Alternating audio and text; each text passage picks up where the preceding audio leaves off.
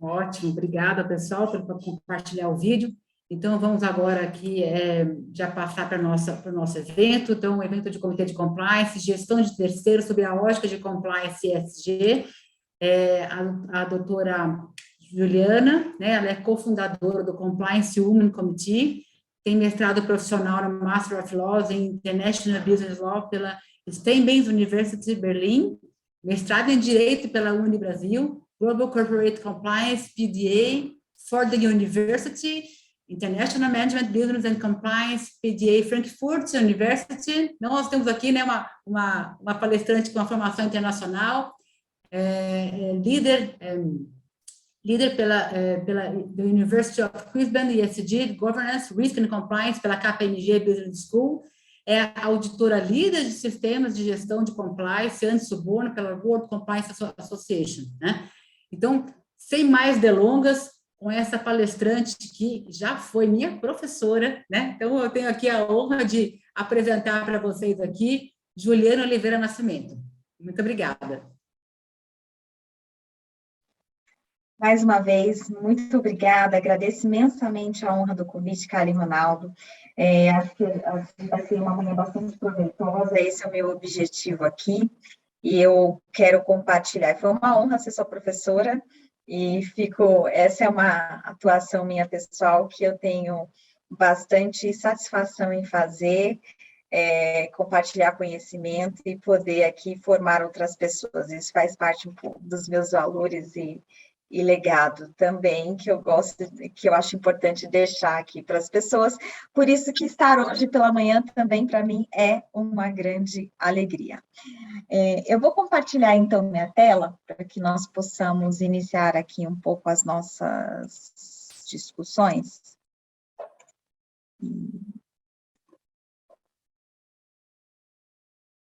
Vamos lá.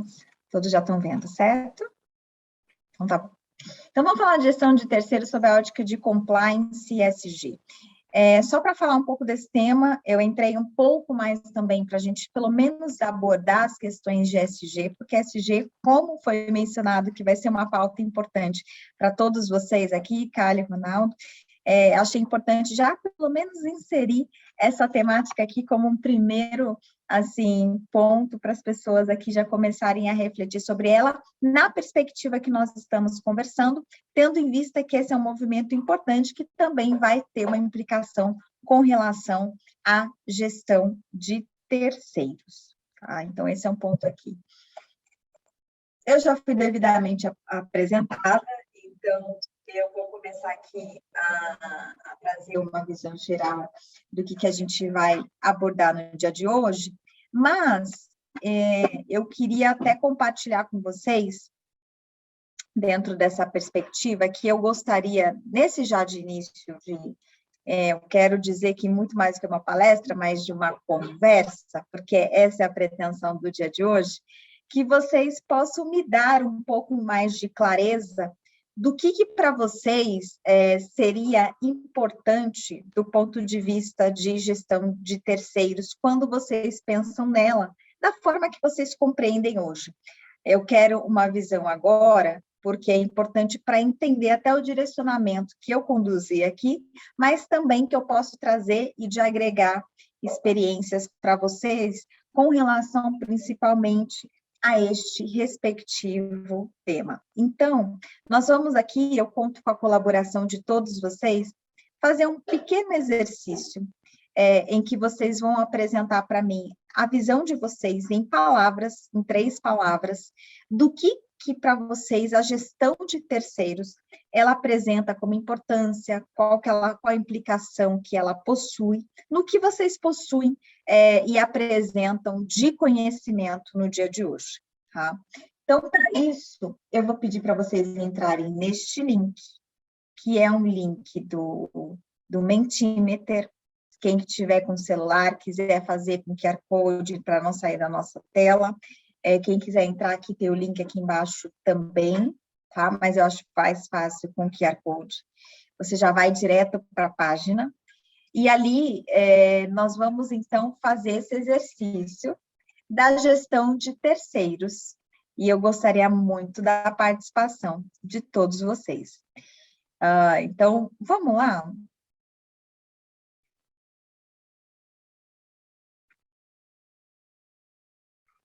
Eu até vou contribuir, já vou colocar o link também aqui no chat. Quem quiser somente clicar e também abrir no computador. Deixa eu abrir aqui para vocês.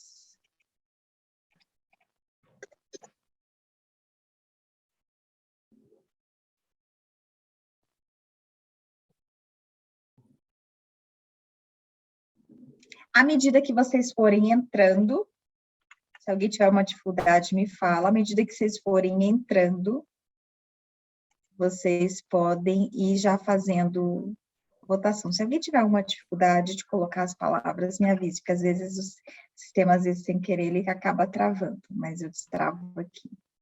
Eu já consegui colocar as minhas palavras aqui pelo celular, as 3 palavras. Já recebi aqui. À medida que vocês estão colocando, eu vou compartilhar, então, aqui minha tela. Todo mundo, vou esperar só mais um minuto. Ali, vocês não precisam colocar login nem nada, tá? Vocês vão logar direto e colocar só as 3 palavras, que eu vou falar, porque tem algumas pessoas que colocaram e-mail, essas coisas aqui. Direto as 3 palavras, vocês não precisam fazer login. À medida que está abrindo, eu vou esperar mais algumas pessoas. Temos 5 pessoas já participando. Vamos lá, pessoal. A gente está com quase 30 aqui.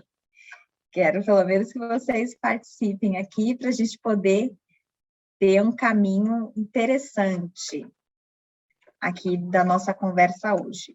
Eu vou compartilhando já ele aqui, que eu acredito que todos já conseguiram pegar o QR Code. Temos 8.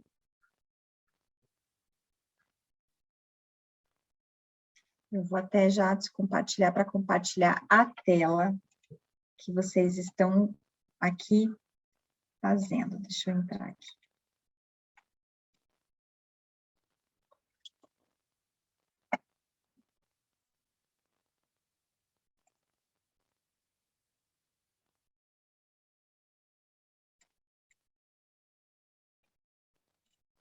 Perfeito. Todos estão vendo?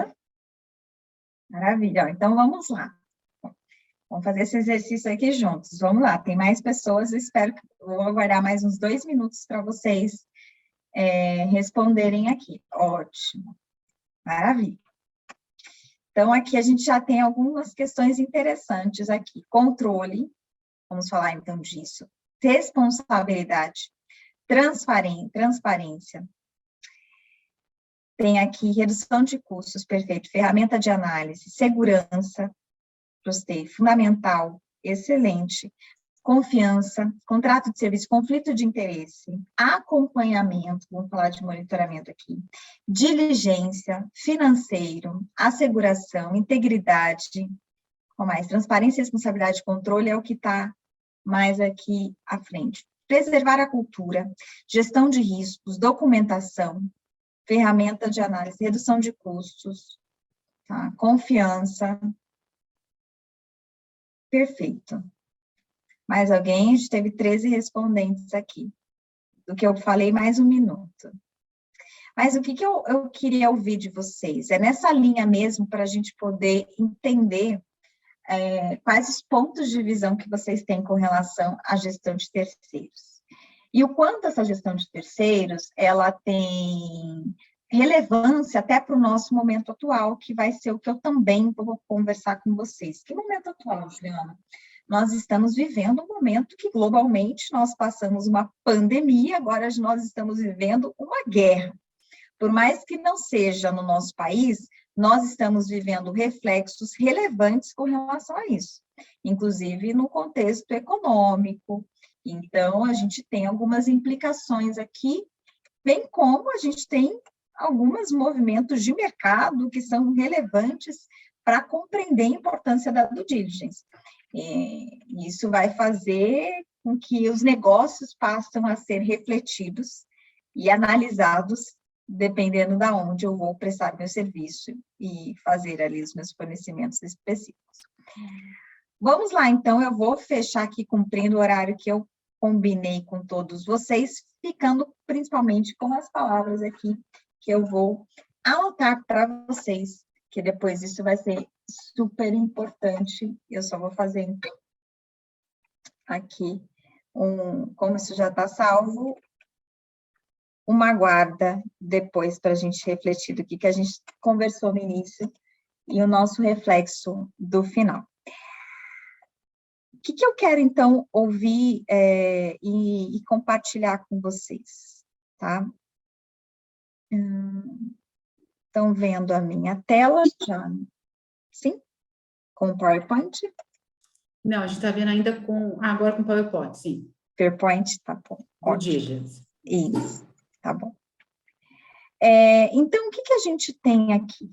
Nossa, se eu virar o rosto mais ao lado, é porque eu estou olhando vocês com uma tela, e para quem deixar aqui aberto, eu vou estar olhando para vocês aqui, e também estou vendo na outra tela aqui a nossa apresentação, tá?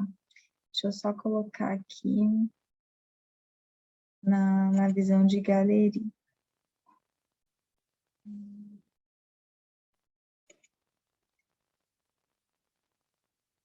Um pouquinho. Isso, estou vendo vocês agora aqui. Então, o que é o ponto aqui que a gente vai conversar? A gente sabe que a due diligence é a verificação por parte de empresas e a gestão de terceiros, por meio de terceiros que devem adotar um robusto critério de avaliação prévia à contratação. Então, a gerir meu terceiro hoje é muito importante. Ter uma visão de due diligence é tão importante quanto. E vai fazer com que eu tenha aqui uma análise desse terceiro de uma maneira recorrente e, principalmente, com monitoramento. O que eu tenho com relação à verificação de due diligence e essa gestão de terceiros? Gerir terceiros não é algo simples, é algo que necessita que as pessoas estejam aqui e as organizações devidamente preparadas. Muitas delas não estão, e eu preciso de métricas que possam fazer este acompanhamento. Quando a gente ouve vocês comentarem sobre ferramentas, eu preciso delas? Dependendo do tamanho da sua organização, eu entendo que sim. Eu entendo que você vai precisar de uma ferramenta porque o seu número de fornecedores pode ser tão substancial que você não vai conseguir ter um acompanhamento como deveria nesse sentido. Se você tem uma atuação principalmente em várias unidades do Brasil, América Latina e outros países, e você tem uma área responsável, por exemplo, globalmente para isso, você vai ter que estruturar algo que faça sentido dentro da sua esfera de tamanho, de atuação, e também que possa compreender toda essa visão e alcançar esse tema de modo que venha cobrir, vindo a reduzir qualquer risco de reputação, de imagem e coisas nesse sentido. E a verificação disso não é só uma entrada de due diligence uma vez, que quando eu penso em due diligence, eu tenho a diligência de terceiros como um dos pilares do programa de compliance, que é um pilar importante e fundamental. Nós sabemos, e eu vou passar para vocês alguns casos de organizações que muitas vezes deu entrada o fornecedor ok, e o monitoramento depois, e essa gestão desse terceiro depois. Como funciona dentro da minha cadeia, como que eu faço aqui o devido acompanhamento. Se esse é um pilar de compliance, ele tem que estar aí devidamente estruturado, mapeado, tendo políticas, procedimentos que vão fazer realmente ter uma clareza com relação à minha efetiva responsabilidade. Juliana, isso eu já sei.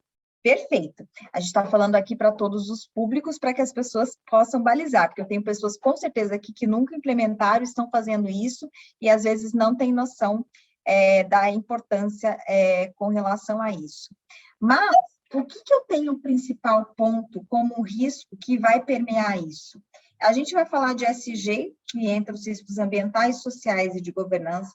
Eu vou entrar numa perspectiva de impacto de risco operacional. Eu entro no impacto de risco e de impacto financeiro. Eu tenho, com relação a este tema, um impacto em direitos humanos, pode impactar a questão de diversidade, de inclusão. Eu tenho aqui, quando eu envolvo o terceiro, dependendo da minha prestação de serviço que vai se utilizar de dados pessoais, riscos cibernéticos, riscos de proteção de dados. Como que seu terceiro está estruturado para receber os seus dados? É um terceiro que presta serviço para mim, ele vai receber os dados do meu cliente.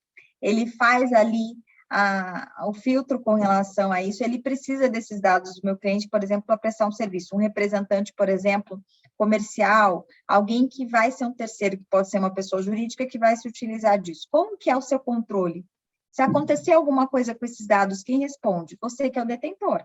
Qual que é o controle que você está fazendo? Qual foi o processo que você fez com o seu terceiro? Você analisou se ele realmente tinha um processo de proteção de dados? Você colocou essa responsabilidade no respectivo contrato?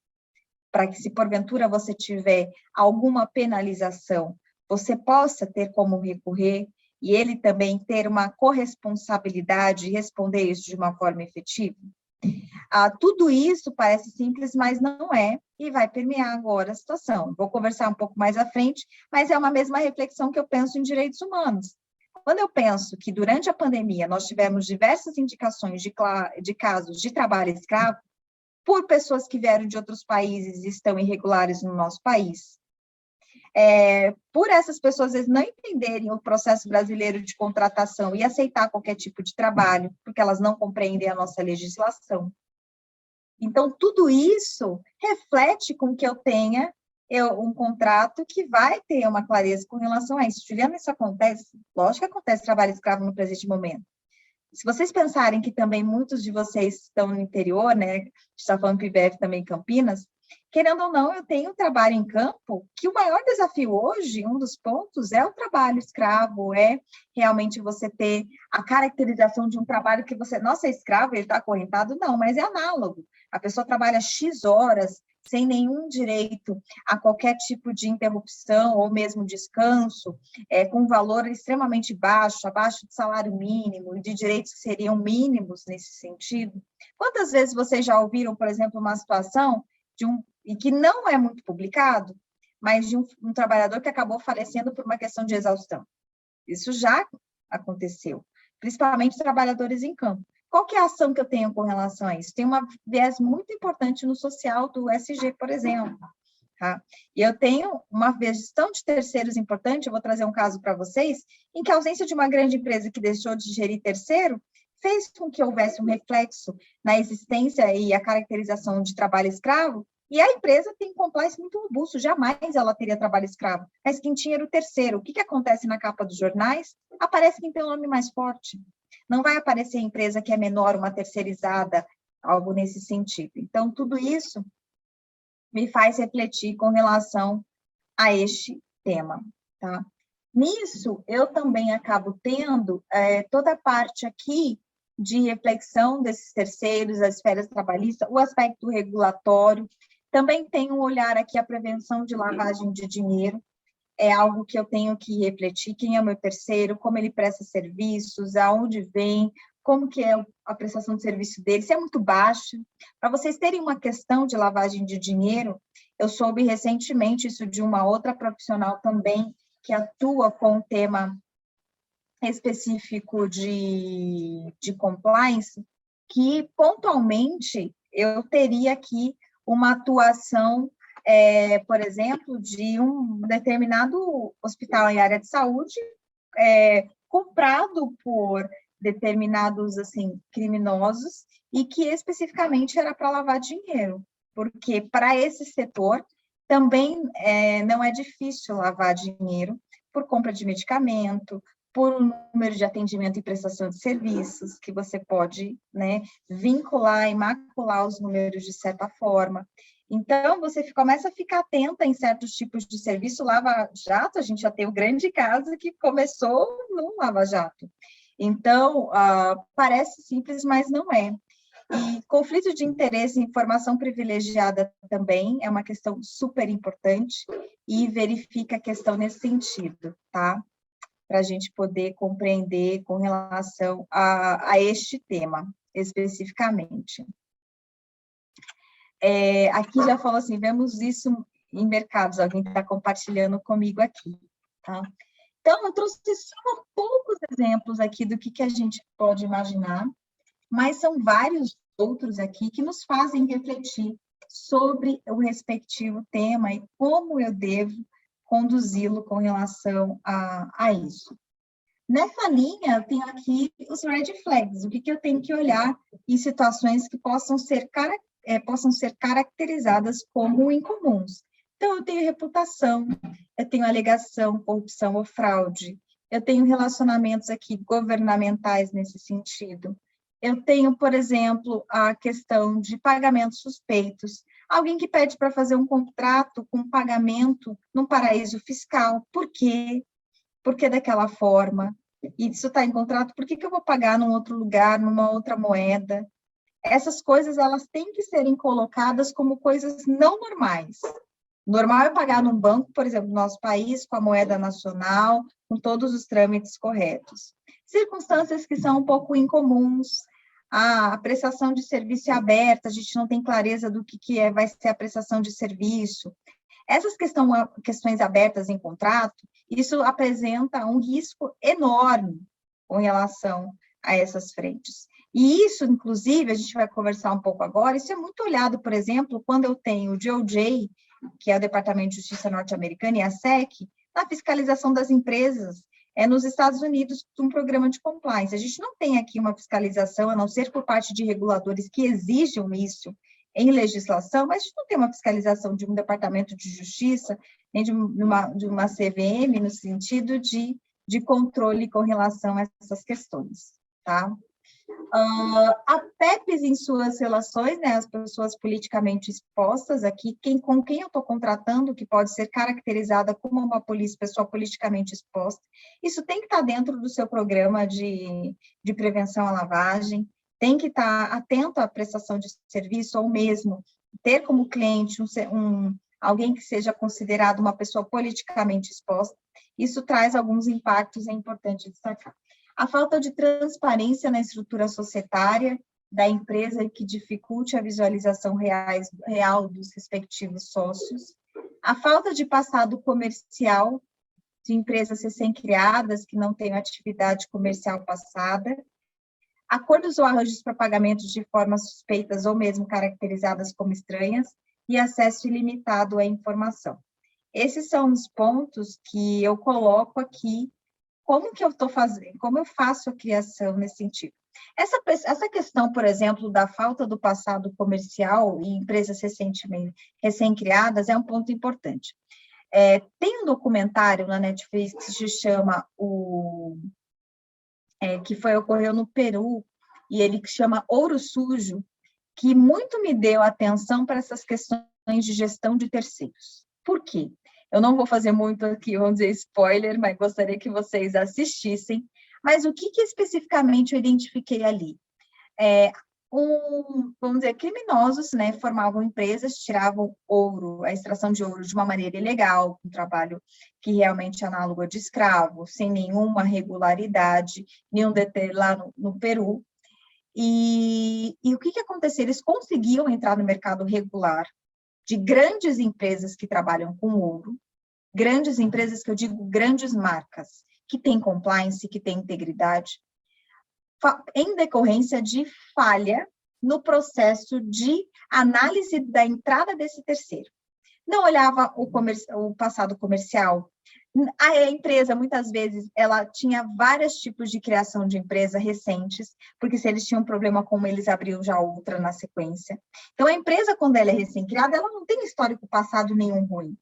Mas quem está por trás dessa empresa? Quem está no seu contrato social? Eu tenho que olhar também as pessoas físicas, muitas vezes. As pessoas físicas vão dizer muito para vocês. Então, dependendo do tipo de contratação, do tamanho, do vulto do negócio, se é algo que seja considerável, eu não tenho que olhar só, vamos dizer assim, a linha de frente, o rosto da pessoa jurídica. Eu tenho que olhar também, com um pouco mais de detalhe, quem está por trás deste negócio. Porque quem está por trás deste negócio possa estar envolvido em coisas que vocês não vão enxergar só olhando a pessoa jurídica, mas vão enxergar na figura, muitas vezes, da pessoa física. Então, é isso que não pode passar. Eu tenho que ter esse olhar, principalmente para maiores contratos. Juliana, eu consigo fazer em tudo? Eu acredito que vai ser complexo você fazer em tudo, e não vai dar. Então, eu estou falando para você pensar em priorizar. O que vai ter impacto no meu negócio? Um contrato muito grande, um contrato que vai ter impacto de milhões, um contrato que é core, que é importante do principal ponto da minha companhia. Eu tenho que olhar um pouco mais a fundo essa due diligence. Eu não posso fazer uma due diligence comum. A gente vai comentar que eu não vou fazer uma due diligence igual para todos os níveis. Eu tenho que classificar esses terceiros. Eu não posso pegar uma prestação de serviço de jardinagem e comparar com uma prestação de serviço de alguém que vai vender para mim um produto, um serviço de terceirização extremamente relevante, que vai custar milhões essa negociação. Ah, não vou olhar a empresa de jardinagem? Vai, de acordo com a criticidade dela. É muito difícil você ter, para uma prestação de serviço X, problemas assim como essa. Às vezes a pessoa de jardinagem é um MEI, é uma pessoa física que criou uma empresa para prestar serviço numa companhia, porque ele precisa desse CNPJ para poder ter trabalhos maiores. É um MEI que emprega 1, 2 pessoas para ajudar ali.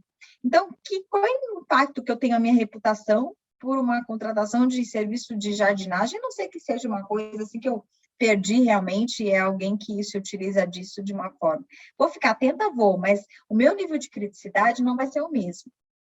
E eu tenho que ter, assim, cuidado com os acessos limitados de informação. Então, eu não tenho muita clareza, o contrato social tem 1000 sócios, eu não consigo ter clareza de quem é o dono, sabe, você não consegue encontrar o beneficiário final, empresas de capital aberto que tem, assim, tipo, todos os sócios são de paraíso fiscal, você não tem clareza que é o beneficiário final, fica aquela coisa, assim, obscura. São coisas que eu estou trazendo, que na prática eles acontecem. Na prática acontece. Quando você, por exemplo, atua numa empresa grande, como uma prestação de serviço dessas empresas de grande, o Ronaldo também faz parte de auditoria, a análise do cliente também, não se pega qualquer tipo de prestação de serviço.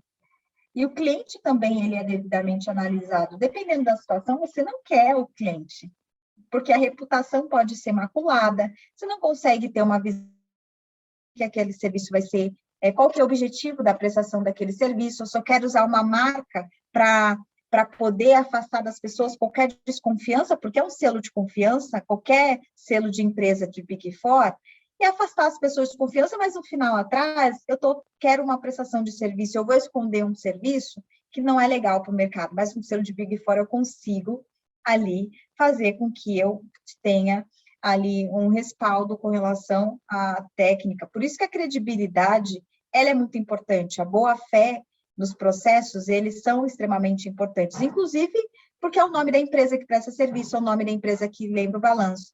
Quem lembra o caso da Enron?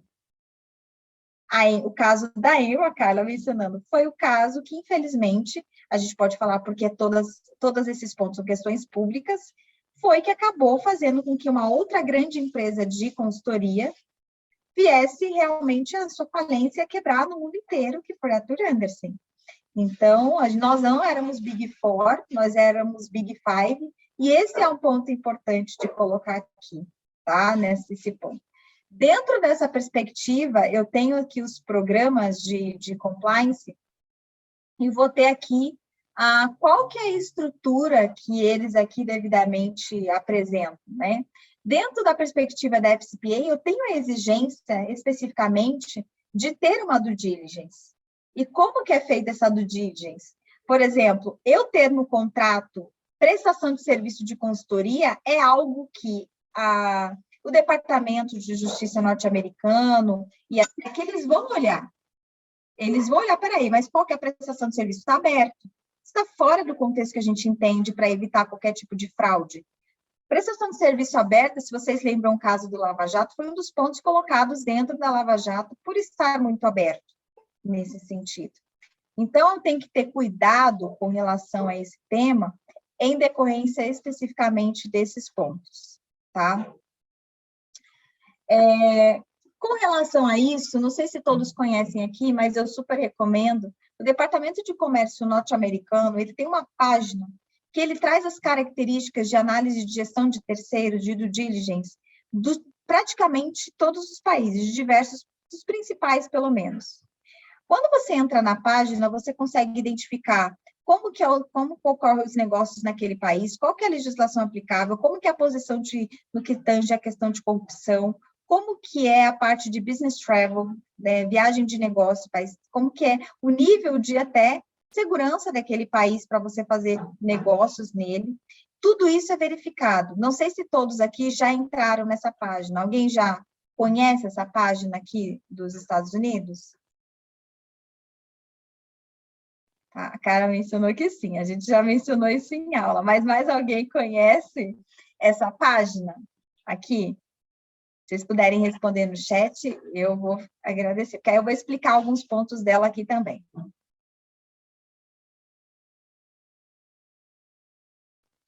Pessoal, a Geise não, a Giese, né, perdão, não conhece também. Tá. Então, perfeito nesse sentido. Com relação a isso.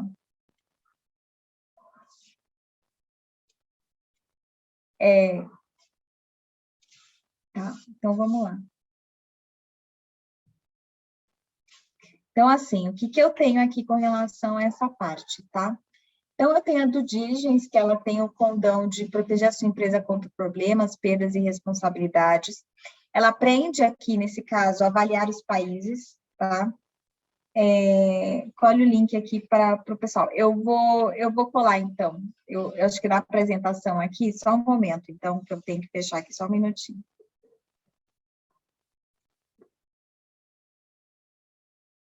Abrir a apresentação aqui.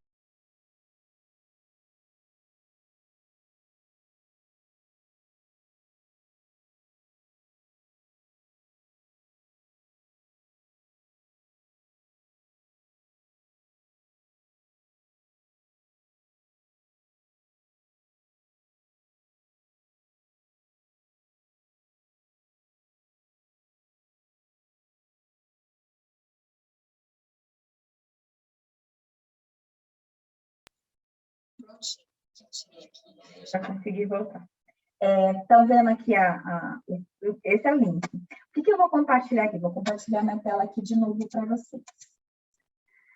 O que ele apresenta, então, nessa apresentação aqui, especificamente?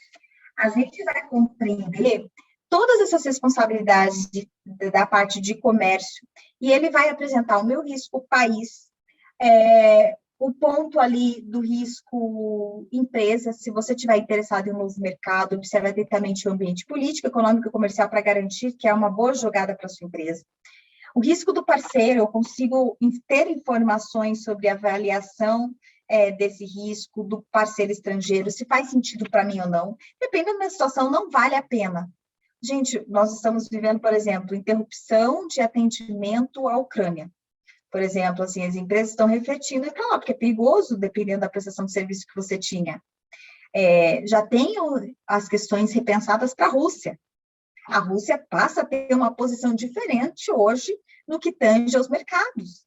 As empresas estão saindo, a gente vai conversar sobre isso. Qual que é a minha reflexão aqui? A minha análise de país também vai ter impacto na minha due diligence. Impacta também na minha classificação na gestão de terceiros. Como eu compreendo a gestão de terceiros, como eu vou conduzir a gestão de terceiros, tendo em vista que eu vou olhar o meu país, eu vou olhar o país em que eu vou prestar serviço. Até o meu ranking de terceiros, ele vai mudar. Os países que você tiver que prestar serviços, mas que eles estão no ranking de maior corrupção, algo desse, são os países que você vai monitorar com maior recorrência do que se você pega uma Dinamarca, por exemplo, se pega uma Suíça. Não que você não vai olhar, mas você vai ter um nível de criticidade um pouco diferente, até de recorrência menor de análise do que outros países. Risco de compra, tá? Obter aqui informações de fraude. Eu recomendo vocês entrarem nessa página especificamente, tá? E trazerem aqui, o Ronaldo colocou para mim, trazerem aqui a informação com relação aqui a esse tema. Por que eu digo isso para vocês? Porque essa página, mesmo se você for utilizar aqui no Brasil, ela é super relevante, porque eu não tenho outra página no Brasil que traz essas informações. Você pode se utilizar disso, que é público, claro que está em inglês, porque é uma página nos Estados Unidos, mas é muito importante, principalmente para quem tem uma atuação com outros países, ou vai iniciar agora, você ter clareza de como funciona. Então, ele traz várias informações relevantes nesse sentido. Fica aqui uma reflexão para vocês. Tá? Então, pensando nos Estados Unidos, era isso que eu queria falar de pontualmente. Eu tenho a Loi Sapin, que é a lei francesa. A lei francesa também vai trazer diretrizes de due diligence. A due diligence na legislação francesa, ela vai alinhar os mesmos procedimentos que a gente tem. Qual que é o ponto importante que eu destaco na legislação francesa e a inglesa, que eu vou falar um pouco na sequência, que é a Bribery Act. Essas duas normativas, um pouco diferente da americana e da própria nossa, é que elas, diante de uma situação de fraude, elas submetem também a aplicação do contexto de combate de corrupção, tanto para relacionamento público, quanto relacionamento entre entes privados. O que as demais normas, elas focam em entes públicos. Nossa legislação fala de relacionamento com a administração pública. Lei 12.846 de 2013 e Decreto 8.420 de 2015. Então, eu tenho que focar uma análise, porque aqui na França vai impactar a minha relação privada. Então, eu não tenho só relacionamento com agente público, porque o privado também vai impactar. Isso é na mesma linha da Bribery Act. Lá na Inglaterra, no Reino Unido, eu tenho a mesma visão. Eu vou ter uma análise de due diligence, mas eu não posso esquecer que os impactos de suborno de corrupção lá, eles também vão refletir o relacionamento privado. Então, isso é uma questão importante de se observar. No Brasil, a gente tem aqui, eu vou trazer de uma forma geral a Lei 12.846, como eu mencionei, que vai tratar especificamente da exigência de você ter uma gestão de terceiros e uma due diligence. Esse é um ponto super importante. Vocês têm que fazer, esse é um pilar de compliance, e também cuidar nisso em fusões e aquisições. Então, nós estamos aqui refletindo a due diligence e a gestão de terceiros como a minha análise, mas também quando você tem fusão e aquisição, quando você tem uma empresa que vem para a sua, como que você vai fazer a análise de gestão de terceiro dela, como que se a sua empresa já está certa, você vai refletir a forma que você conduz isso nessa nova organização, e entender quais os pontos de risco que essa organização tem, tá? Nesse contexto, a gente tem uma análise geral e faz com que eu tenha cada dia mais detalhes de quanto eu posso ter de risco nesse negócio. Quando eu tenho viradas importantes agora de IPOs, nós nunca vivemos tanto IPOs quando nós pensamos aqui no Brasil. Agora, né, a questão de oferta pública ao mercado, né, dessas empresas em bolsas. Algumas optam por fazer no Brasil, outras optaram, por exemplo, por fazer nos Estados Unidos, como aconteceu com o próprio Nubank. Claro, que se eu for fazer lá, eu até estou fazendo grandes estudos com relação a isso, a implicação de legislação americana, ela é muito mais profunda.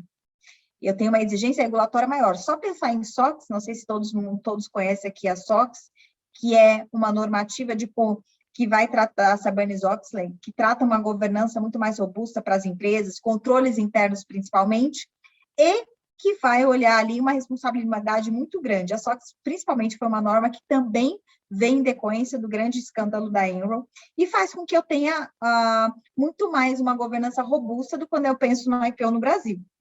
Então, eu tenho que estar preparado para isso. Então, não posso ter uma qualquer due diligence para fazer um IPO lá fora. Eu tenho que ter todo o meu arcabouço regulatório e jurídico em compliance muito bem consolidado para isso, porque a legislação americana vai me exigir. Em território americano, eu já passo a ter FCPA, eu já passo a ter SOX, eu já passo a ter todas as normativas que são realmente muito mais densas. Dependendo do que você atua, a lei Dodd-Frank, várias normativas. Lembrando, os Estados Unidos é um mercado muito mais rígido de forma regulatória, porque é um mercado muito mais aberto ao investimento acionário. O americano já tem isso por cultura, o nosso não. Então, uma desestabilização de uma empresa no mercado de ações americanos estabiliza uma sociedade que vive com base naquela renda ou fez aquele tipo de investimento. Eu sempre conto, nesse sentido, o grande caso para quem gosta de assistir filme, do Madoff. Não sei quem conhece aqui o Mago das Mentiras, que é um filme real que conta a história de um dos grandes fraudadores aqui americanos, que enganou pessoas por muitos anos, por alegar que tinha um controle, fazia investimento com o dinheiro das pessoas e o dinheiro não mais existia, enfim, ele mudava os números. Quem descobriu foi um grande matemático, porque ele chegou à presidência, é presidente da Nasdaq. A SEC fazia a investigação nele, ou seja, acompanhava as empresas americanas como faz com qualquer uma e não descobriu nada. Quem descobriu foi um matemático que descobriu uma fraude nos balanços. Então, é muito sério todos esses pontos e você ter o acompanhamento disso. Então, em fusão e aquisição, também tem que olhar para evitar ilícito, para evitar qualquer impacto, e a parte de gestão de terceiro é um ponto que é importante que eu fique atento. Vou fechar com alguns pontos importantes para a gente conduzir. Do diligência de direitos humanos, é um ponto super relevante, é o aspecto social do ESG.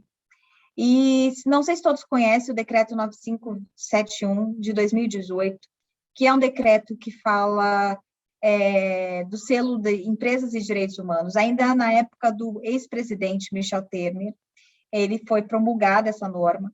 Não é uma norma obrigatória para as empresas, eu gostaria que realmente fosse, porque é importante, mas até eu não vi movimentação no atual governo com relação a trabalhar a efetividade deste selo.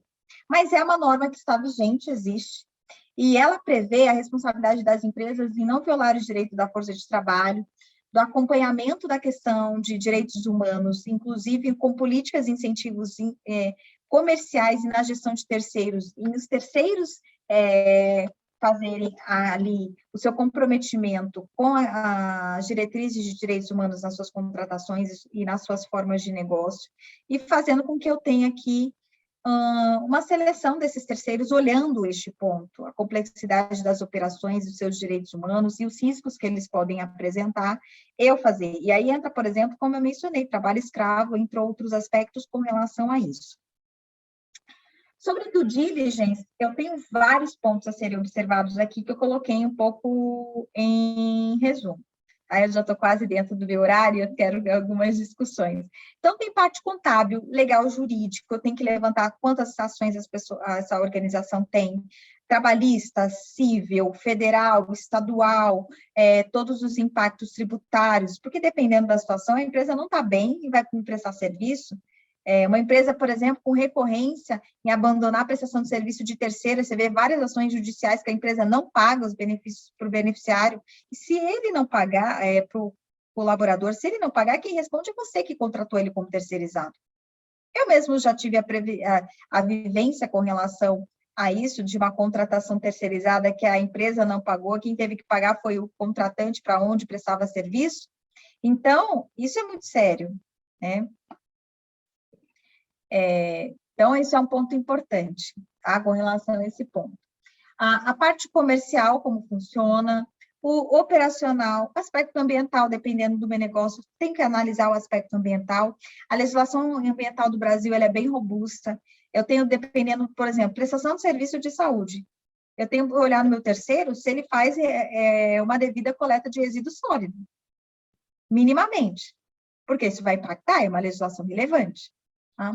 Tecnologia da informação, recursos humanos, anticorrupção, toda a parte atuarial, contábil, se está tudo certo, tem transparência.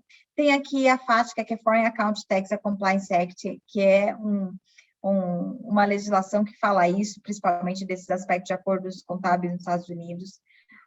O Common Reporting Standards da OCDE, das contas bancárias e esse controle. Eu tenho a prevenção à lavagem de dinheiro e combate ao terrorismo, que é uma questão extremamente importante olhar, e direitos humanos, como eu mencionei. Trouxe alguns pontos, dependendo da minha área, eu preciso olhar outros. Por exemplo, vou prestar serviços de construção, vou fazer assim, vai ter uma obra, uma construção de um prédio que a minha empresa contratou uma empreiteira. Você tem que olhar a documentação da empreiteira, como que é o histórico dela, qual que é o registro no arte lá do CREA dela, quem que é o responsável técnico. Isso é uma outra due diligence, porque é específica para aquela prestação de serviço. Saúde, quem é o responsável técnico daquela área, quem que responde dentro daquela organização. Então, eu tenho vários aspectos que eu preciso olhar. Tenho o alvará da vigilância sanitária, está devidamente em dia. Eu já tive situação, por exemplo, em saúde, que quando alguém foi fazer a fiscalização de contrato, tinha medicamento vencido e material médico vencido que estava sendo aplicado em paciente. O paciente olha a validade? Não, gente, a pessoa chega lá e só já chega com o medicamento lá no copinho para a pessoa tomar. Então, assim, isso é muito sério. Quem vai responder? Quem contratou em conjunto. E, normalmente, se o terceiro é menor, não vai aparecer o nome dele, vai aparecer só o nome da empresa que contratou, que tem um nome muito mais forte no mercado. A reputação vai. E a reputação indo, dinheiro vai, e os aspectos financeiros vão impactar também, porque é um reflexo do seu valor de mercado. Como análise de terceiro, eu gosto bastante dessa mandala que eu criei de uma forma muito simples, mas para trazer didaticamente uma clareza com relação a como eu posso estruturar uma due diligence, o que faz sentido para mim. Pode ser que você já tenha uma política, que é só para quem pensar. Então, quando eu penso, quando chega um fornecedor para mim, primeiro eu tenho que identificar ele, pedir documentos, saber o CNPJ, o nome, registrar ele no meu cadastro, solicitar os documentos respectivos, as certidões tributárias, certidões certidões respectivas aos processos judiciais, pedir aqui recolhimento de FGTS trabalhista, principalmente quando eu penso em terceirização, ver se ele recolhe previdência, está tudo certo. Verifico também a localização dele, onde é a prestação de serviço. Quantas vezes você não olha o endereço e a empresa é uma empresa de fachada que fica lá naquela comunidade que ninguém sabe onde que é? Gente, hoje nós nem tínhamos isso anteriormente, mas hoje você entra no Google Earth, você tem a foto dos lugares. Põe lá, 2 minutos você vai gastar com isso. Você vai olhar onde é a sede da empresa. Tipo, ele atualiza a cada 2 anos, né? Que diz que atualiza a cada 2 anos o Google Earth. Mas, minimamente, você vai ter pelo menos algum endereço de um prédio ali. Se você ficar desconfiado, a empresa, a gente mudou faz recentemente, então vai visitar o lugar. Se é um contrato muito relevante, vai lá e passa, não precisa avisar para a empresa. Vai dar uma olhada, tá? Então, eu já vi situações também disso. E você passa, essas coisas passam, tá? Classificar o risco, precisa entender qual que é o risco.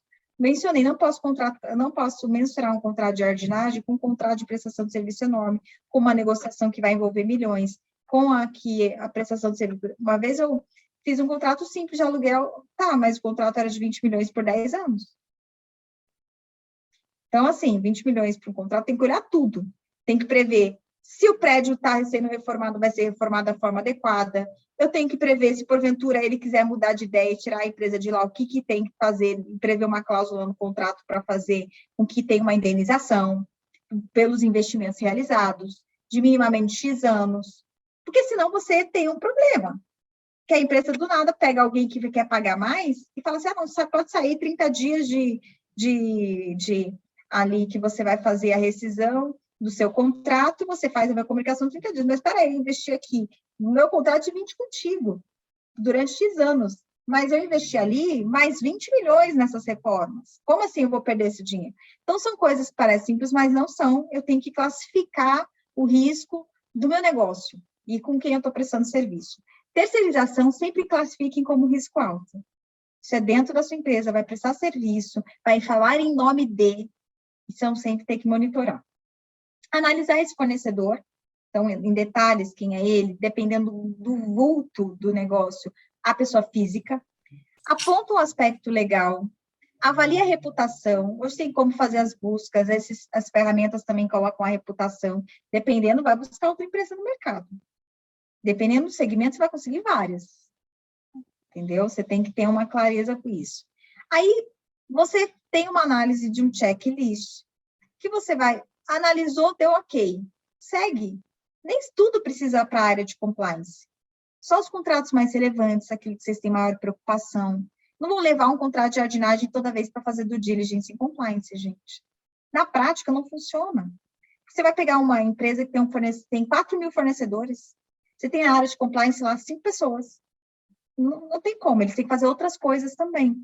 Então, tem que ir para o compliance aquilo que realmente apareceu como red flag, estamos com alguma desconfiança aqui, apareceu no sistema, que eu tenho uma ferramenta. Então, compliance, vamos olhar um pouco mais de detalhes disso daqui? Esse contrato é muito grande, melhor passar antes ali para a gente fazer um pouco mais de detalhes. Esse é o ponto que eu quero trazer de praticidade para vocês. Não vou olhar tudo. É aquela coisa, às vezes eu vou olhar, eu estou olhando, eu gosto de usar esse termo assim, de uma forma muito simples. Às vezes eu estou olhando a formiga e o elefante branco está passando atrás de mim, muito maior. Então, eu não tenho que me pegar assim, de uma forma mais pontual com relação a isso. Proceder na contratação ou não, quando passar pelo compliance officer, dependendo do que ele avaliar. Aí depois eu tenho que acompanhar e monitorar. Não adianta eu fazer isso uma vez e nunca mais olhar para esse fornecedor, porque ele pode me dar problema. Ele pode ser vendido e vocês nem ficarem sabendo. Que esse é um ponto também preocupante. Dependendo do segmento, eu colocava a cláusula no contrato que tinha que ter comunicação com a venda da empresa. Tipo, algo assim. Porque tem gente que vende dependendo de onde você presta serviço, isso agrega valor na venda do negócio.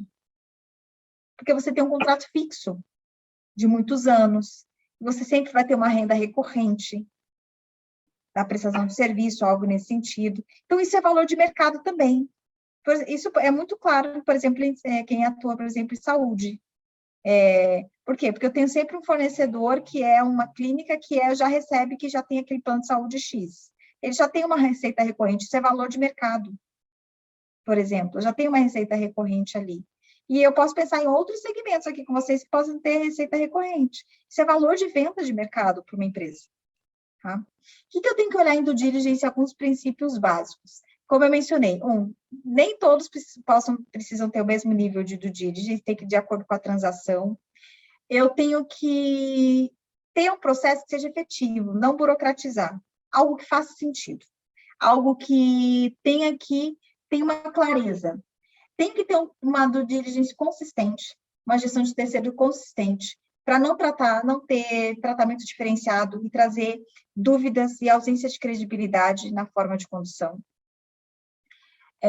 As empresas devem ser capazes de demonstrar as suas etapas. Olha, começou aqui, lembra naquela mandala da minha etapa? Começou aqui, fez assim. Esse foi aprovado direto, porque não veio problema. Esse passou pelo compliance.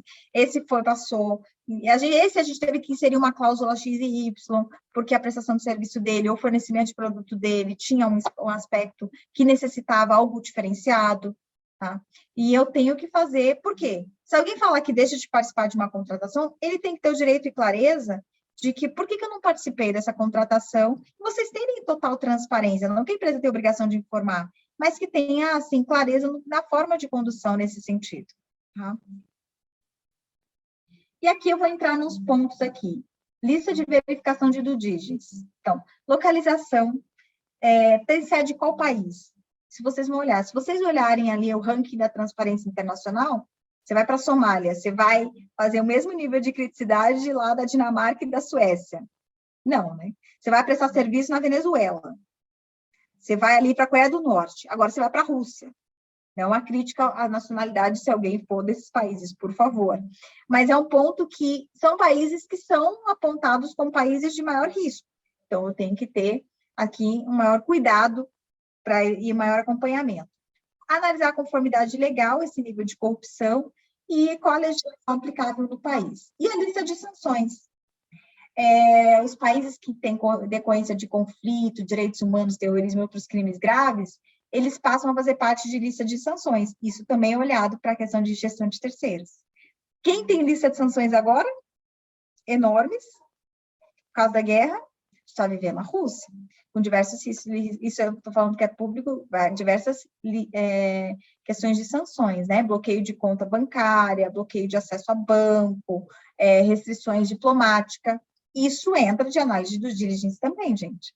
Então, toda essa parte do Conselho de Segurança, a parte de risco político, a política externa, tudo isso também entra na lista de sanções. E isso eu também vou observar quando tem uma prestação de serviço externa de um país.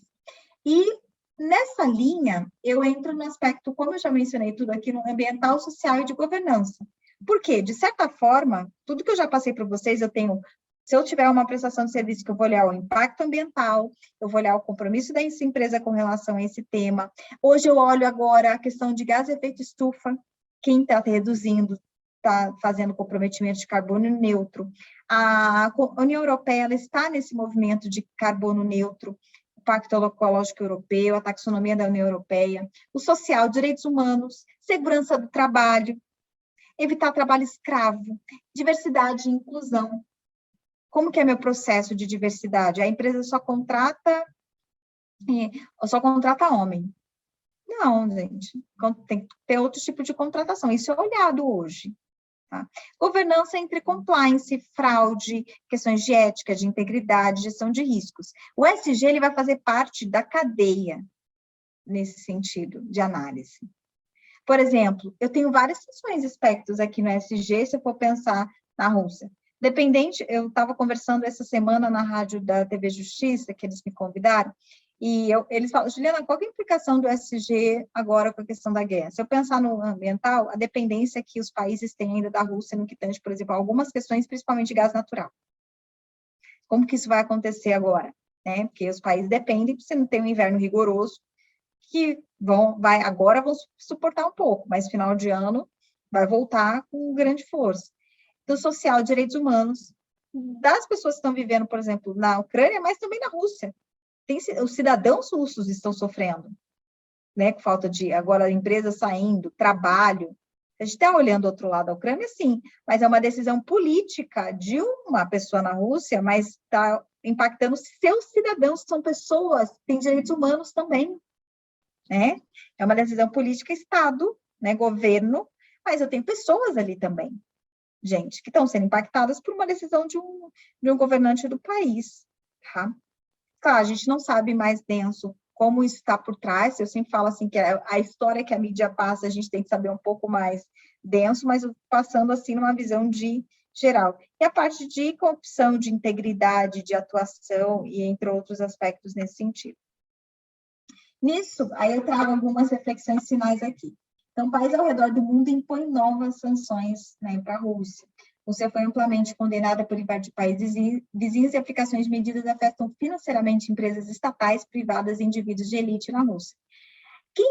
Quem viu uma mensagem de que um empresário russo estava pagando até uma quantia relevante pelo Putin, né, por pegar o Putin, assim, de alguma forma, porque ele estava violando algumas legislações até russas, porque essas pessoas perderam muito dinheiro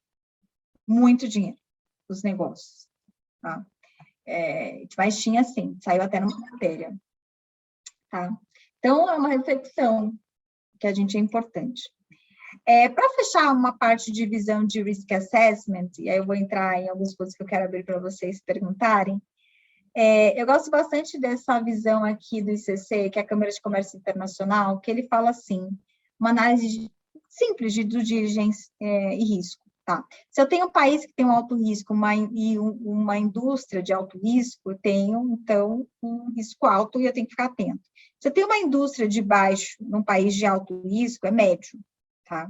Aí, se eu tenho uma indústria de baixo em um país de baixo risco, o risco é baixo. E eu faço essa métrica, isso também entra em valor de contrato. Se o contrato é alto no país de alto risco, baixo de um país de alto risco, eu tenho um risco médio. Se eu tenho num país de baixo risco, eu tenho risco baixo. Eu posso fazer umas métricas assim, simples, para poder classificar meio país e indústria, qual que é meu impacto, o que eu tenho que olhar primeiro. Tá? E essas métricas, mesma coisa, exemplo. Eu tenho uma indústria aqui, por exemplo, de tabaco, que é uma coisa assim que acaba impactando saúde, e eu tenho lá o país lá que fornece isso, algo nesse sentido, por exemplo, lá na Venezuela. Eu tenho uma indústria de alto risco com um país de alto risco. Mas eu tenho uma prestação de serviço lá, de fornecimento de um produto simples. Na Dinamarca, eu tenho baixo risco. Tá? Então, é mais ou menos essa métrica que a gente apresenta. Não sei se algum de vocês já utilizou junta comercial de vários estados, São Paulo principalmente, você consegue tirar os contratos sociais, você mesmo acessando lá diretamente. Então, se porventura alguém não está te mandando um contrato social, você está desconfiado com alguma coisa daquele contrato social, você apresenta essa informação aqui com relação a isso. Você consegue entrar na junta comercial, por exemplo, do estado de São Paulo e tirar com o CNPJ da empresa. Lá, só você abre em PDF, você consegue essa informação. Outras situações, então, aqui para a gente refletir, que essa é a visão que eu quero no final de vocês. Caso Mois, MPT vai à justiça contra 2 quiosques do Rio de Janeiro por trabalho escravo. Aí você vai fazer uma festa da sua empresa num quiosque no Rio de Janeiro. E eu já tive festa de empresa que... mas você vai pegar todos esses documentos, tipo licença sanitária.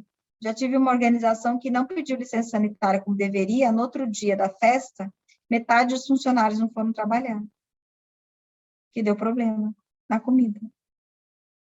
Parece simples, mas não é.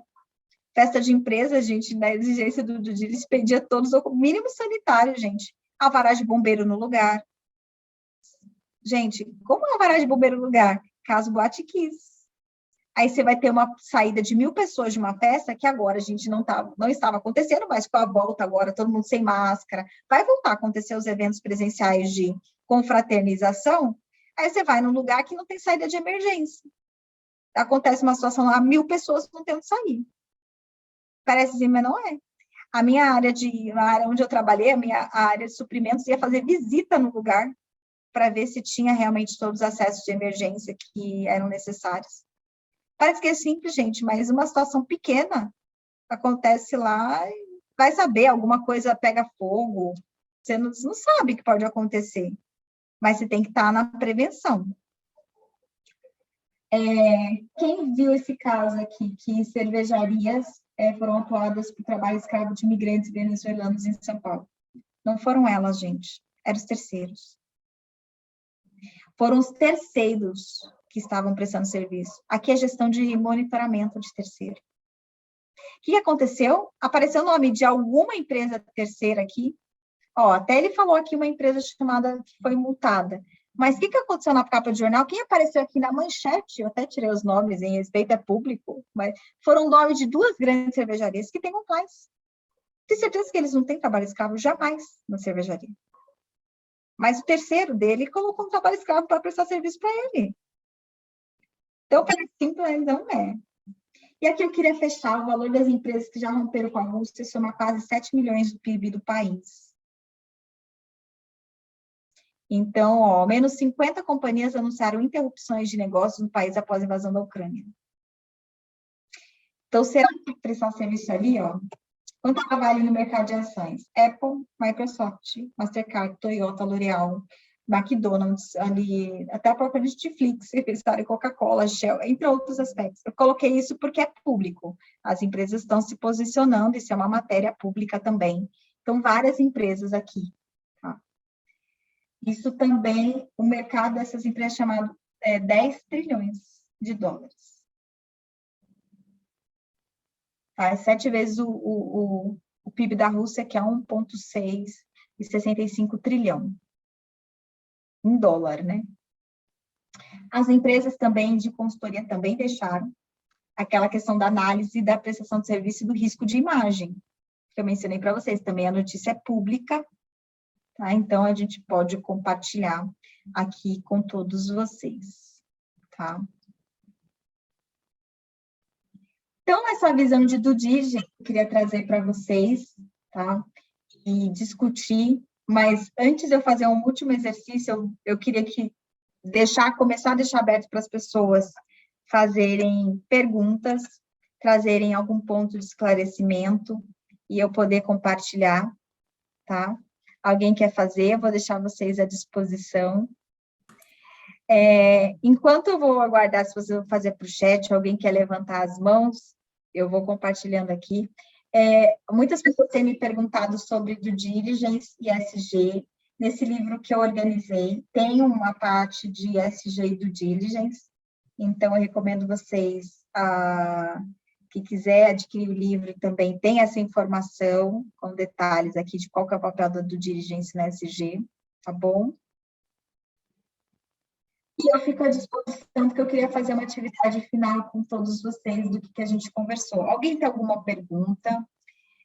Alguém queria fazer alguma consideração? Queria ficar à disposição de vocês, até para a gente poder discutir aqui.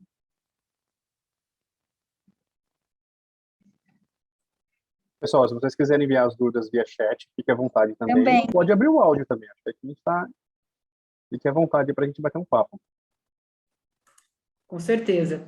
Eu mesma aqui já tenho algumas dúvidas, algumas perguntas que eu gostaria de colocar para a Juliana. Em primeiro, muito obrigada, Juliana, por essa palestra, né, por esse ensinamento aqui. Foi perfeito, assim, teve uma abrangência global, ao mesmo tempo pontual. Mas, assim, quando você fala um pouquinho mais sobre análise de risco, né, você chamou de estabelecer a criticidade dos terceiros. Quando a gente fala em pequenas e médias empresas, que ela assim, nem tem um funcionário de compliance, o próprio pessoal de compras, às vezes é o próprio dono que tem que fazer isso. O que você recomenda para esses pequenos negócios muito enxutos? O que seria o mínimo que se deve fazer, então, em termos de direitos de terceiros nesse cenário?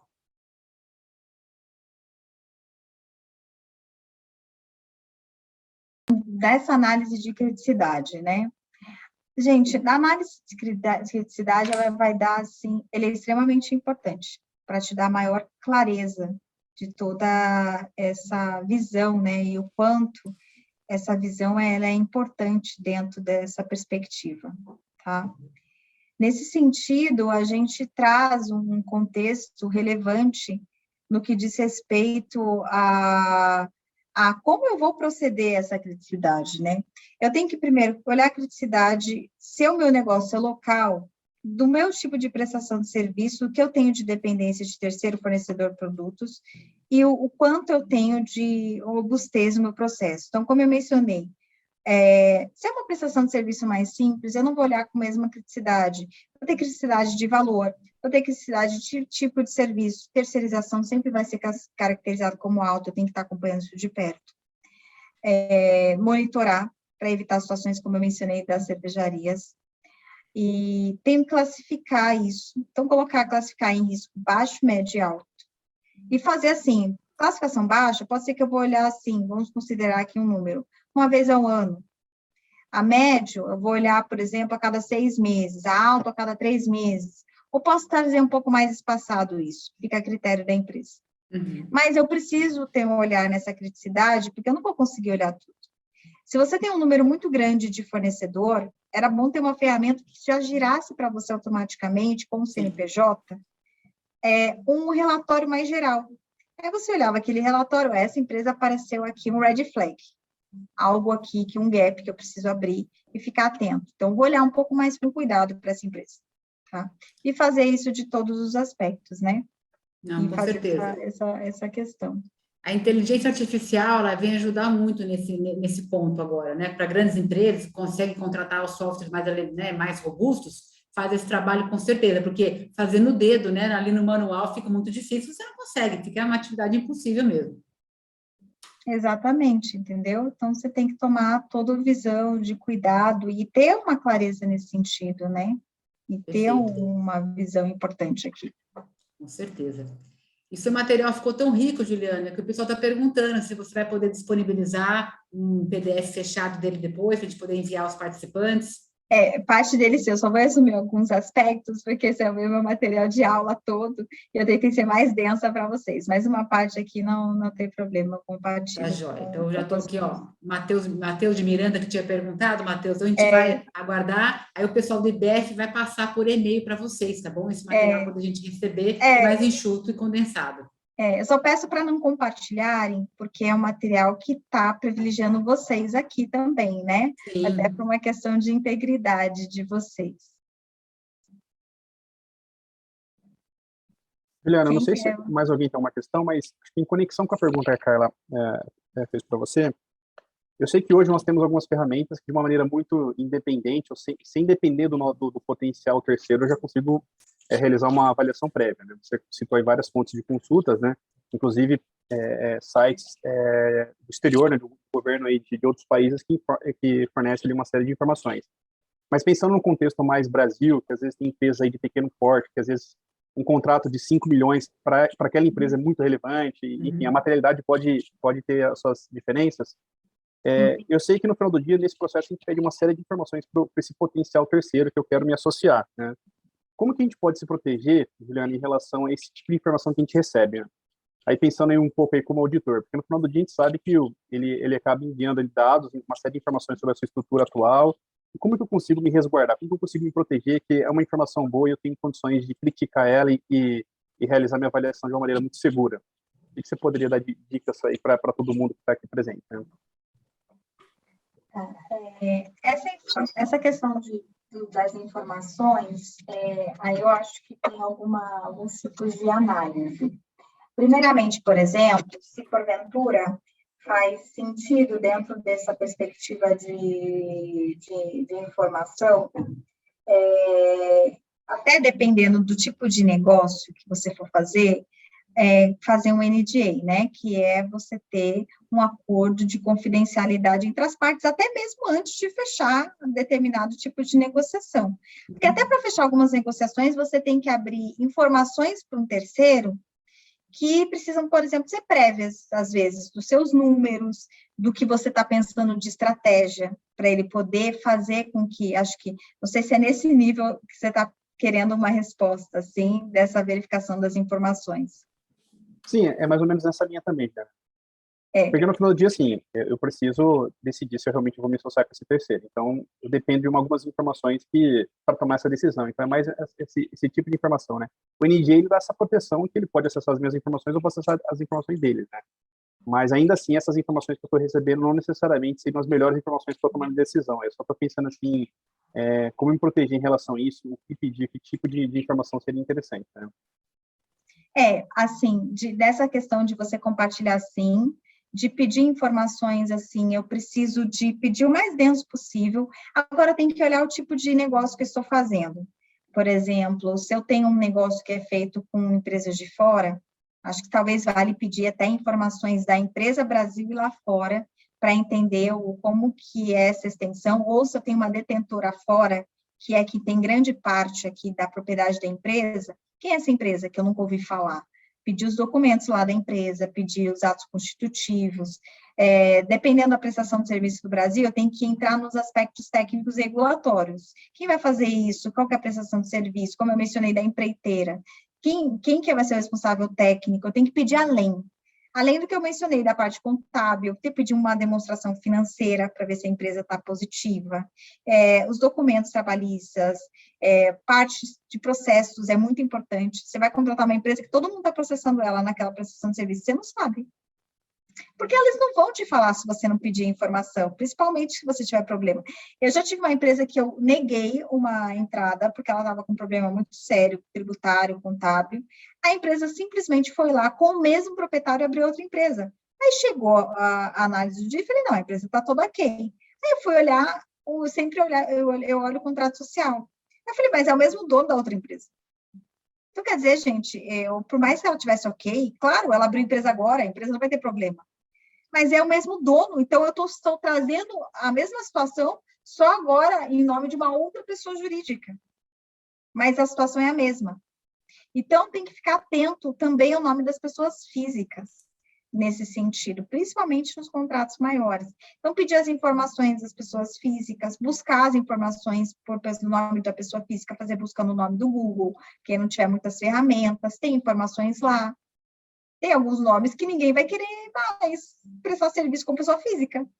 E como você faz? Essa pessoa é sócio proprietário da empresa XYZ. E a pessoa foi citada em várias operações de corrupção.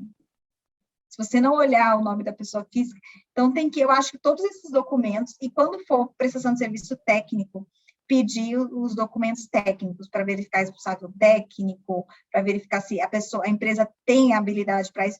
Gente, eu vou falar de coisas simples, por exemplo, contratação de profissionais.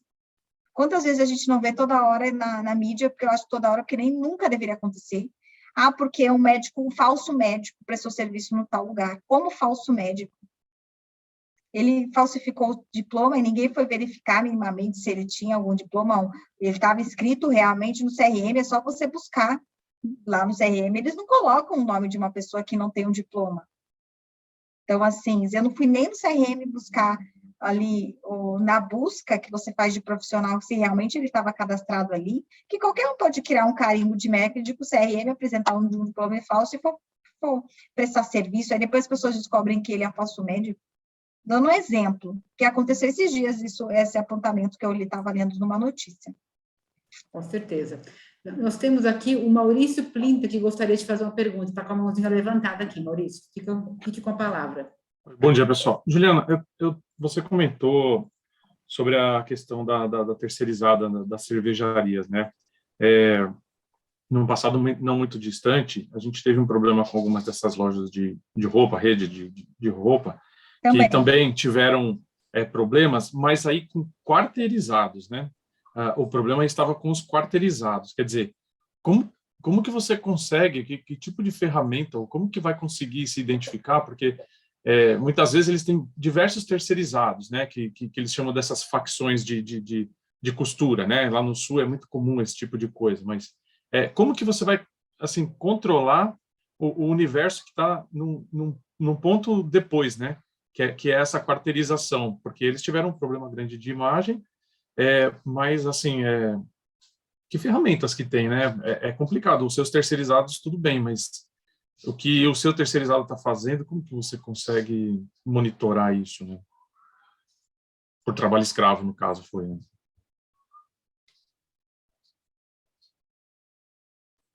Nesse caso, o que eu recomendo, tá? Eu recomendo a gente trabalhar com algumas perspectivas com relação a isso. Quarteirização, tentar prever no contrato para evitar esse tipo de coisa. Porque quando tem quarteirização, é porque ela já está colocando alguém que não deveria, de uma outra empresa, para prestar serviço, sendo que ela deveria suprir tudo isso. Ah, você tem controle disso? Você pode, no contrato, prever isso para você não ter esse tipo de responsabilização. O contrato, ele ajuda bastante nisso. Tá? Porque qual é o controle? Se você monitorar isso também, ir lá fazer algumas auditorias em loco, exigir alguns aspectos. É as medidas que você tem de proteção. Porque para evitar isso, não faça isso simplesmente por falar, não adianta. Tem que prever no contrato.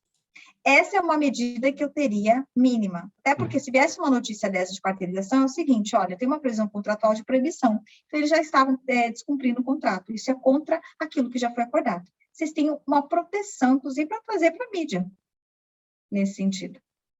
Acho que você tocou num ponto interessante, né? Esse tipo de auditoria em loco, que talvez até mais do que o contrato, né? O contrato você, assim, tá ali no papel, ok, mas até aí já aconteceu, né? Vamos dizer assim, no caso deles, já aconteceu, já teve fiscalização, o Ministério do Trabalho foi lá e já ligou o nome deles ao terceirizado e ao quarteirizado, né? Mas acho que esse aspecto que você colocou é interessante, é fazer auditoria em loco, né? Para tentar minimamente capturar isso, talvez. Exatamente. Fazer as auditorias em loco para isso, tá? E essa dica do Google Earth, né, eu já vinha fazendo há algum tempo, e é impressionante quando a gente pega assim, o terreno, né, tem uma foto no terreno, no endereço do fornecedor, isso é assim, e a internet dá um monte de certidão para a gente hoje, pesquisa na maioria dos tribunais, é muito fácil você pesquisar também processos, então, assim, é bem interessante fazer essa due diligence mínima, com requisitos da internet, de graça, né, isso favorece, inclusive, os pequenos e médios, né.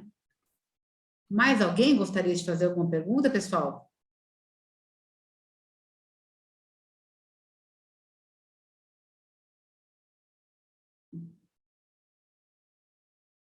Se ninguém quiser fazer a pergunta, a gente poderia passar para o exercício da Juliana, já que gostaria de fazer um exercício ainda, né? Sim. Ninguém mais tem mais pergunta, então? Não? Então, tá bom. Vou compartilhar aqui minha tela, então, mais uma vez. Só um minutinho.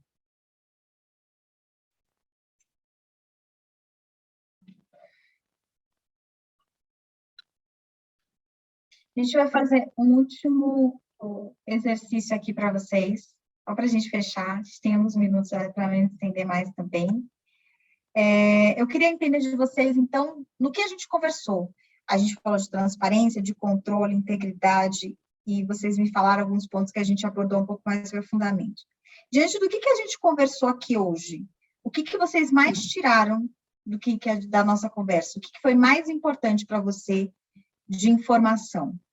Eu queria muito entender de vocês nesse sentido, para a gente poder aqui dar sequência. Vou compartilhar o outro. E aqui.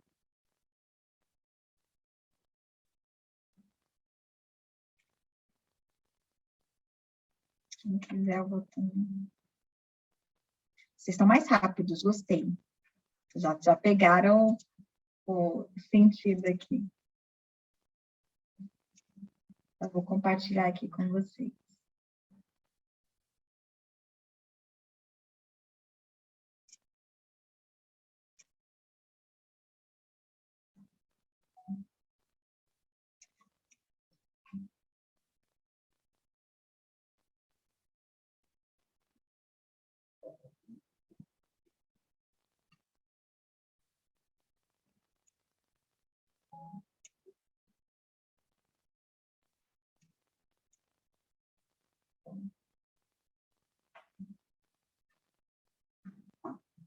O pessoal está entrando.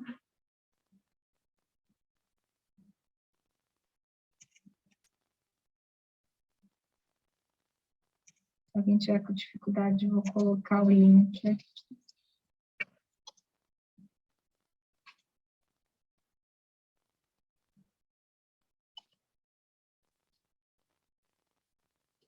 Coloquei o link para poder descompartilhar e compartilhar com vocês aqui. Só um minutinho.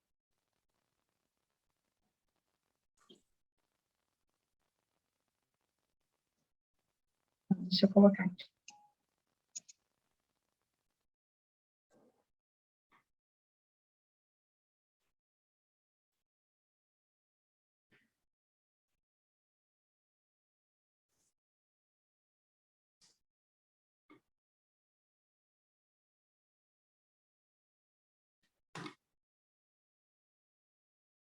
Agora a gente tem segurança como principal ponto aqui, porque a gente conversou, então hoje a segurança fica como principal ponto aqui de reflexão sobre a gestão de terceiros na ótica aqui de compliance, né? Então, de todos que responderam, a gente teve aqui a segurança como um principal ponto. Então, além de tudo, vocês veem o comprometimento, sim, a ideologia do documentos, valoroso, organização importante, integridade, análise de risco, propósito, reputação, background check, gerenciamento de risco, método, redução do escopo, perfeito. Bem nessa linha mesmo que eu queria que vocês tivessem uma visão dessa questão de terceiros, de due diligence, de como nós podemos compartilhar esse tema e fazer com que ele tenha mais clareza sob a perspectiva de compliance, que é já o contexto de integridade, mas também na questão do ESG. Então, legal, fico aqui à disposição de vocês e agradeço mais uma vez o convite. Deixo os meus contatos para quem quiser, LinkedIn, Instagram, entrar em contato. Fico super à disposição, também tenho Twitter, todas as redes sociais aqui eu sempre tento compartilhar, e vai ser um prazer aqui estar realmente com vocês. Obrigada, Larissa, falou que acrescentou bastante, obrigada. Bom, pessoal, não sei se alguém tem mais algum comentário. Acho que em paralelo aos contatos aí da Juliana, eu vou pedir para o Flávio e para a Bárbara também compartilharem o convite do Prêmio Credibilista, para estender esse convite a todos aqui presentes. E aí, Juliana, eu sei que você já fez meio esse fechamento, mas eu gostaria de abrir espaço para suas palavras finais aí, em relação a todos que estão aqui participando também. Depois eu abro para a Carla e também faço meus comentários finais aqui em relação ao evento. Né? Pode ser? Pode. Mas eu agradeço, então, a participação no evento, mais uma vez, também que todos ficaram aqui praticamente até o final, então, eu acredito que que vocês tenham recebido algo para agregar a vocês nesse sentido. Fico aqui à disposição nessa reflexão da importância da gestão do DIG, a gente só tem aqui alguns minutos para conversar, mas espero ter aqui agregado a vocês, trazendo talvez uma nova visão e também ajudado a aprimorar algum processo já existente. Então, fico à disposição. Mais uma vez, eu agradeço. Nós que agradecemos aqui, Juliana, a sua participação, né? De fato, foi muito enriquecedora a sua palestra, como eu sabia que já ia ser, que eu já tinha experimentado esse gostinho em aula, né? Muito obrigada. Agradeço também aqui a Ronaldo Fonseca, meu parceiro aqui do Comitê de Compliance do IDF Campinas, a todos os nossos colaboradores do IDF Campinas, aos patrocinadores, né? Vou deixar aqui o Flávio falar um pouquinho sobre os patrocinadores também, que é muito importante, que nos apoiam nessas atividades todas, e aos participantes, né? Porque esse evento é para vocês, então a gente faz com muito carinho, organiza, faz reuniões prévias, tal, um monte de coisa para acontecer esse evento aqui agora, para enriquecer, né, e compartilhar esse conhecimento com todos vocês. Então, muito obrigada pela participação de todos, e fiquem aí atentos às nossas redes sociais, que já eu e o Ronaldo vamos soltar mais um evento aí para vocês. Legal. Juliana, sem querer ser repetitivo, também reforço as palavras da Carla, tá? Eu acho que você apresentou um conteúdo aqui que é de interesse de todos, é um conteúdo muito pertinente para a agenda de compliance, e você, enquanto profissional muito experiente, apresentou de uma maneira muito didática, né? Por isso que a Carla reforça que você é uma verdadeira professora também para a gente, né? Então, agradeço muito a sua disponibilidade e atenção em dividir seu conhecimento com a gente hoje aqui também, tá? Agradeço a todos os participantes também, e aí eu não sei se o Flávio ou a Bárbara querem comentar um pouco aí sobre o prêmio equilibrista, os patrocinadores também. Sim, pode deixar, Ronaldo. Também eu tenho, nessa linha de vocês, né, agradecer a Juliana em colocar à disposição tempo e tamanho conhecimento aqui para a gente, a vocês, Ronaldo e Carla, que conseguiram trazer a Juliana para a gente, nesse brinde, manhã de sexta-feira. Agradecer também, em nome do IBF, os patrocinadores, né, que sem eles nada desse evento poderia ser possível, que é a Deloitte, a PwC, a Navegar, a Unimed Campinas, a Lemos Advocacia para Negócios e a Finoc Ustra. E vocês estão vendo aí o Prêmio Equilibrista em destaques, é uma cerimônia de caráter com cunho social, a mais importante do IBF, em todo o Brasil. A seccional vai realizar, depois de 2 anos sem poder fazê-lo, agora no dia 24 de junho. No nosso site tem todas as informações para quem quiser participar, valores de convites para sócios e não sócios. Ok? Perfeito, obrigada, Flávia. Nada. Então, se ninguém tiver mais nenhum comentário aqui, mais uma vez, obrigada a todos. Uma ótima sexta-feira, que sextou, né? Que tenhamos todos um fim de semana muito alegre. E muito obrigada. Até o próximo evento, então, pessoal. Obrigado, Juliana. Valeu, pessoal. Tudo de bom, viu? Até mais.